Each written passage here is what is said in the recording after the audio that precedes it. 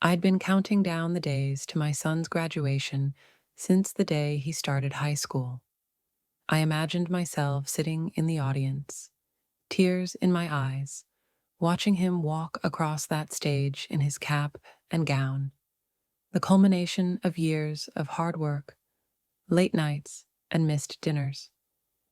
But one chilly April afternoon, when I brought it up over dinner, he froze. "Mom," he said quietly, not meeting my eyes, "I don't think you should come."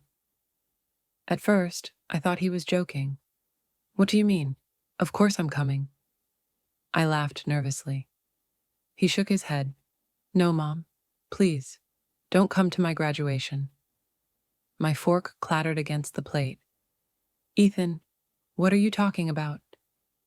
He didn't answer. He just stood up, his chair scraping the floor, and walked into his room. I sat there for a long time, staring at his empty chair, my heart thudding painfully in my chest. In the days that followed, I tried to talk to him again. I'd knock on his door, offer to make his favorite breakfast, or ask about school. Every time he'd answer in short, polite sentences. Nothing more. It wasn't like Ethan. He used to tell me everything, from how his math teacher always mispronounced his name to how nervous he was before basketball tryouts. We'd talk for hours while baking cookies or folding laundry. Now it felt like I was living with a stranger. One evening, I found a crumpled graduation program draft on the counter, the one his school had mailed to students for proofing. I scanned the list of honors students, curious and proud. My eyes widened when I saw his name. Ethan Morales, valedictorian. Tears filled my eyes. He hadn't even told me. That night, I couldn't sleep. I lay awake, staring at the ceiling, replaying his words over and over again. Don't come. Had I done something wrong? Maybe he was embarrassed by me, by my job at the grocery store, or my old car that sometimes coughed black smoke when I started it. His father left when Ethan was 10, and since then, it's just been the two of us. I worked double shifts to keep him in that good school. I thought I was doing everything right, or at least everything I could. Maybe, I realized bitterly, that wasn't enough. A week later, I ran into Mrs. Carter, our next-door neighbor. She smiled at me as she watered her roses. "Excited for Ethan's graduation?" she asked brightly. I hesitated. "He actually told me not to come." Her smile faltered. "Oh dear. Do you know something?" I asked, my voice trembling slightly. She hesitated, then sighed. "Well, I did hear he's been volunteering at the youth center a lot. Maybe he's just overwhelmed. Teenagers get like that, you know." I nodded, forcing a smile, but her eyes said there was more, something she wasn't telling me. As I walked back home, my mind raced. The youth center? I didn't even know he was volunteering there. What else didn't I know about my own son? The next morning, while cleaning his room, something I hadn't done in months, I found a folder tucked under his desk. Inside were photos, certificates, and letters, all from the youth center. There were pictures of Ethan tutoring younger kids, organizing food drives, and even leading workshops on financial literacy. But one photo stopped me cold. It was Ethan standing next to a tall man with graying hair and kind eyes. Written at the bottom in marker, "My second dad, Mr. Henderson." My throat tightened. I didn't know whether to feel proud or replaced. That night, I couldn't hold it in any longer. "Ethan," I said, standing in his doorway, "what's going on between you and this Mr. Henderson?" He froze mid-sentence, his laptop screen glowing on his face. "How did you—" "I found your folder," I admitted. You could have told me, Ethan. I didn't even know you were volunteering. He shut his laptop with a sigh. Mom, please, it's not what you think. Then what is it? You've been so distant lately. You won't tell me anything. You tell me not to come to your graduation. Do you have any idea how that feels? He stood there, jaw tight. I didn't mean to hurt you. Then why? I asked, my voice cracking. He stared at the floor. Because I don't want you to see me like that. Like what? But he just shook his head and left the room. The next weekend, I decided to see for myself what was happening at the youth center. When I arrived, the place was buzzing with laughter and chatter. Kids were painting, playing basketball, and doing homework. And there he was, Ethan, surrounded by a group of children. He was teaching them how to build model rockets, his face glowing with joy I hadn't seen in months. For a moment, my heart swelled with pride. Then I noticed something. Ethan's right leg, the one he'd hurt in basketball last year, was trembling slightly. When he took a step, his limp was far more pronounced than I'd realized. A young girl grabbed his hand. Don't push it, Mr. Ethan, she said softly. He smiled at her, trying to hide the pain. I felt a lump rise in my throat. That evening, when he came home, I waited until after dinner. Ethan, I said gently, how's your leg been? He stiffened. It's fine. It didn't look fine today, I said quietly. I saw you at the youth center. He froze. You followed me? I had to, I said. You wouldn't tell me anything. He looked angry, hurt, but then his face softened. He sat down across from me. The doctor says it might never fully heal, he admitted. The injury damaged a nerve. I can still walk, but running or sports are out. My eyes filled with tears. Why didn't you tell me? Because I didn't want you to look at me like that, he said softly. Like I'm broken. That night, we talked for hours. He told me that after the injury, his scholarship offers disappeared. He'd spent months pretending everything was fine, smiling, joking, while inside he was terrified. Then Mr. Henderson, the youth center director, had offered him a place to volunteer. It gave him purpose again, a way to help others, even when he couldn't play anymore. And the graduation? I asked. Why didn't you want me there? He hesitated. Because I didn't want you to see me walk across that stage with a limp. I didn't want you to feel sorry for me. Tears spilled down my cheeks. Ethan, I could never be sorry for you. You have no idea how proud I am. He looked at me then, his eyes wet. I just wanted to make you proud, like all those other moms cheering for their kids. I reached for his hand. You already have. The next morning, I made a decision. Whether he liked it or not, I was going to that graduation. Not because I wanted to embarrass him or to make a scene, but because I needed him to know that nothing, not even a limp or a lost scholarship, could ever make me less proud of him. On the day of the ceremony, I dressed carefully, the same navy dress I wore when I first dropped him off at kindergarten. When I arrived, the auditorium was packed. Students in blue gowns lined the stage, their families cheering from every corner. I found a seat near the back, clutching the graduation program in trembling hands. Then the principal called out, valedictorian, Ethan Morales. As he stepped up to the podium, limping slightly but standing tall, I couldn't stop the tears that streamed down my face. He adjusted the microphone and began to speak. Before I start, he said, glancing toward the crowd, I want to tell you about someone who wasn't supposed to be here today. The crowd hushed as Ethan adjusted the microphone. My heart was pounding so loudly I could barely hear his first words. "Before I start," he said again, his voice steady, "I want to talk about someone who wasn't supposed to be here today." A soft murmur rippled through the crowd. "This person," he continued, "has been my biggest supporter, even when I didn't deserve it.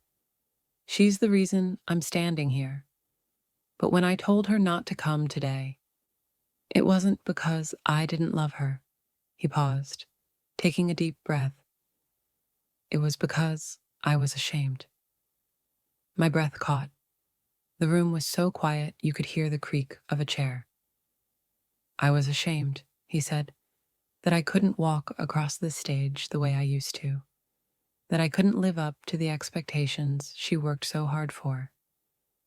I thought if she saw me like this, she'd see a failure."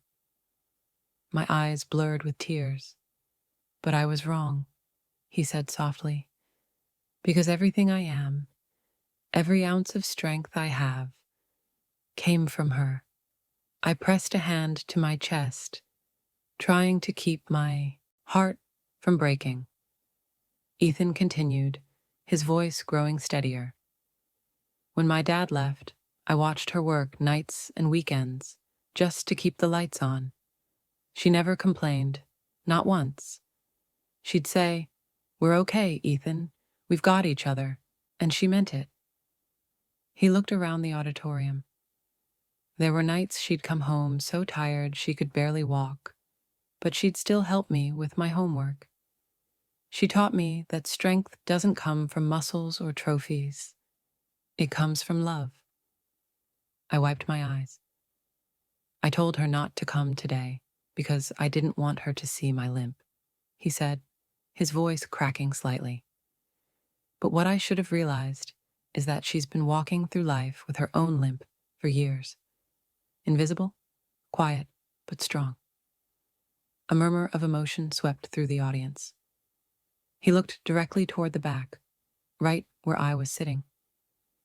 "Mom," he said softly, "thank you for showing me what real courage looks like." For a moment, silence hung in the air like a held breath. Then the entire auditorium erupted into applause. Loud, thunderous, endless. Students stood, teachers clapped, even the principal wiped her eyes. I couldn't see through my tears, but I stood too, my hands trembling as I clapped. Ethan smiled, a shy, grateful smile that reminded me of when he was little. Missing teeth, dimples showing. When the applause finally died down, he finished his speech with words I'll never forget. "Graduation isn't just about what we've achieved," he said. "It's about who helped us get here. So this diploma, it isn't just mine, it's hers." The crowd erupted again, and at that moment, I realized something beautiful. My son didn't need to walk perfectly to make me proud. He just needed to walk his own path, and he had. After the ceremony ended, families poured out into the courtyard, laughing, hugging, taking photos. I hesitated by the doors, clutching my purse. I wasn't sure if he even wanted to see me. Then, through the sea of blue gowns, I saw him, scanning the crowd. When his eyes found mine, his whole face softened. He limped over quickly, his cap slightly crooked. "Mom," he said breathlessly, "you came." I laughed through tears. "Of course I came. You didn't think I'd miss that speech, did you?" He wrapped his arms around me, holding me tighter than he had in years. "I'm sorry," he whispered. "I was scared." "I know," I said, stroking his hair. "But you don't ever have to hide from me. Not the limp, not the fear, nothing." A few minutes later, a man approached, tall, kind-faced, with a walking cane of his own. "Mrs. Morales?" he said warmly. "I'm Mr. Henderson." I smiled through tears. "So you're the famous Mr. Henderson I've been hearing about." He chuckled, Guilty as charged. Your son's an extraordinary young man. He's been a pillar at the youth center, helped dozens of kids find confidence, especially those going through tough times. Ethan blushed. I just did what you taught me. Mr. Henderson shook his head. No, son. You did what your mother taught you. I just reminded you of it. He turned to me. You raised a good one, Mrs. Morales. Don't ever doubt that. My throat tightened again. Thank you, I whispered. As the sun began to set, the school photographer gathered students and families for pictures. Come on, Mom, Ethan said, pulling me toward the group. We need one together. We stood side by side, his arm draped around my shoulder, my hand on his back. Just before the photographer clicked, he leaned in and whispered, This one's for our wall at home, okay? I smiled. Our wall, I repeated. The flash went off, capturing a moment I knew I'd treasure forever. The two of us, imperfect but whole.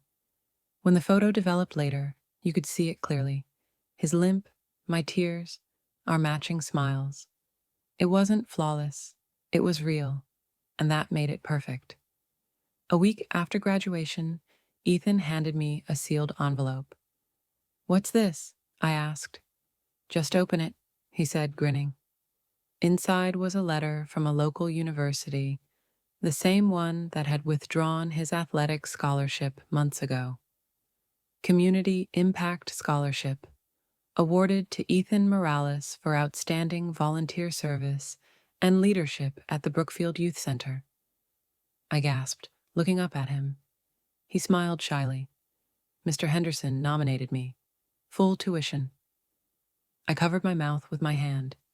Ethan, that's incredible. He nodded. I thought I lost everything when I got hurt. But I guess I just found something different. Tears filled my eyes. Something better, I whispered. That evening, we walked home from the park together. He leaned slightly on his cane, one he now carried without shame.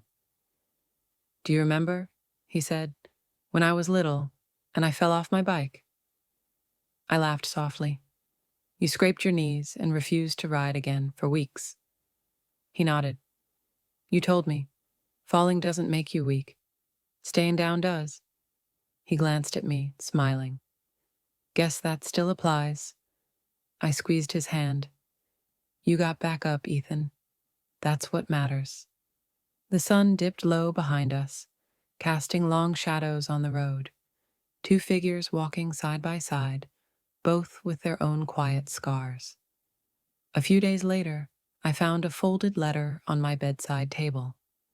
My name was written in his neat handwriting. It read, Mom, I know I hurt you when I told you not to come. I didn't mean to push you away.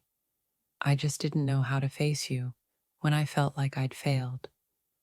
But that day, when I looked out and saw you in the crowd, smiling, crying, clapping louder than anyone, I realized something. You've never once looked at me with disappointment, only love. You didn't just raise me to chase dreams. You raised me to stand again when dreams change. Thank you for always being there, even when I didn't want you to be. Love, Ethan. I pressed the letter to my heart and cried.